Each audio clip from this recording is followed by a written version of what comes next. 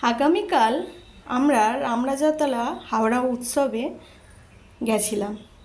এখানে সমস্ত দোকানপাট, লাইটিং, ইলেকট্রিক নাগরদোলা, সমস্ত কিছু, বাচ্চাদের খেলনা, দোকানপাট, নানান কিছু এখানে বসেছে। প্রচুর ভিড় ছিল।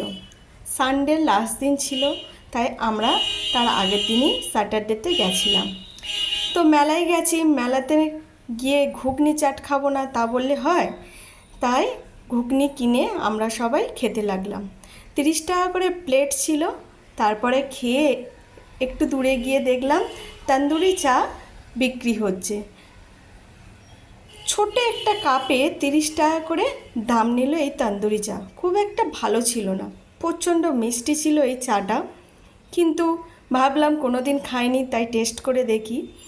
তো কিনলাম, কিনে আমি আর আমার হাজব্যান্ড খেলাম। এদিকে ছেলে আর মেয়েকে আমরা নাগরদোলায় তুলে দিলাম। ওরা দুজনা নাগরদোলা চড়তে লাগলো। তো তারপরে আমরা কি করব, ঘোরাঘুরি করছি। তারপরে ওরা নামলো, নামার পরে একসঙ্গে আবার মেলা ঘুরতে লাগলাম। তো খুব ভালোই লাগছিল আশেপাশে পরিবেশটা, চারদিকে লাইটিং, তারপরে বাচ্চারা খেলছে, সমস্ত কিছু খুবই মজা লাগছিল। তো মেলাটা তো প্রচণ্ড বড়। তারপরে কি করলাম, একটা দোকানে দেখলাম হজমি বিক্রি হচ্ছে। তারপরে এই যে হজমি লজেন্সগুলো আমরা বাসে, ট্রেনে, ট্রামে অনেক জায়গায় দেখেছি।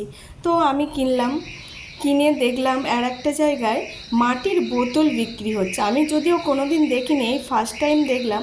তারপরে মাটির কাপ খুব কেনার ইচ্ছে ছিল, কিন্তু প্রচণ্ড দাম বলছিল বলে কিনলাম না।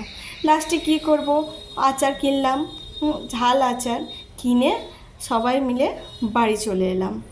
তো আচারের দামটা প্রচণ্ড ছিল, কোয়ালিটি কিন্তু খুবই ভালো ছিল। একটুখানি টেস্ট করে দেখেছিলাম, আচারটা খেতে ভালো লাগলো।